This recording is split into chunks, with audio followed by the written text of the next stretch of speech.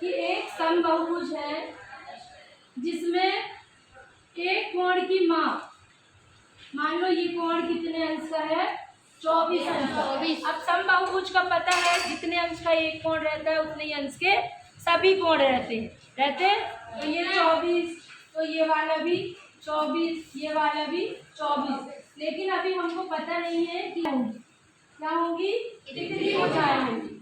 हर कोण 24 अंश का तो हो गया, लेकिन इसमें भुजाएं कितनी है। तो इसके पहले के क्वेश्चन में हमने आपको बताए थे क्या निकालना, कोण निकालना, भुजाओं की संख्या। तो यहाँ ध्यान दो, लिखे सूत्र क्या होता है, समबाहुभुज में भुजाओं की संख्या। कल जब हमने पढ़े थे तो निकाले थे किसकी संख्या, कोणों की संख्या। उसमें हमने क्या किए थे, 360 बटे भुजाओं की संख्या। अब इसी को हम उसमें पलट देंगे, भुजाओं की संख्या क्या हो जाएगी, 360 बटे एक कोण की माप। एक कोण की माप, यहाँ माप दिया है ना तो हम वही लिखेंगे। तो एक कोण की माप कितनी है हमारी, 24। एक कोण की माप कितने अंश, 24 अंश। तो अब हम यहाँ लिख लेंगे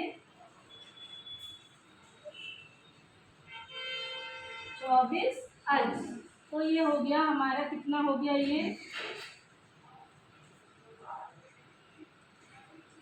ये हमारा हो गया 360 बटे कितना, 24 अंश।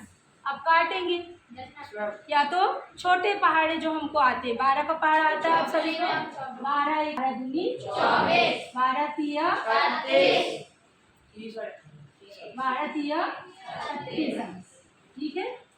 और 36 और ये 0 हो गया, 12 तिया 36 का 3 और ये 0 था तो एक 0।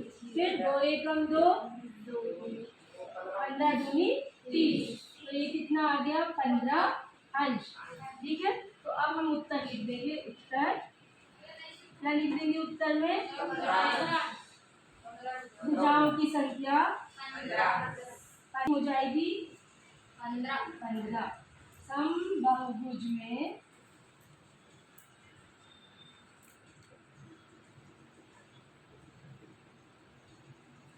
भुजाओं की संख्या कितनी होगी, 15। किस किस को समझ में नहीं आया है वो मेरे से क्लियर कर लो, कितनी भुजाएं होंगी, 15। समबाहुभुज कैसा बनेगा, 1 2 3 4 5 6 7 8 9 10 11 12 13, ऐसे पूरा अपन मेजर करके बनाएंगे ना। तो कितनी भुजाएं होंगी समबाहुभुज में, 13।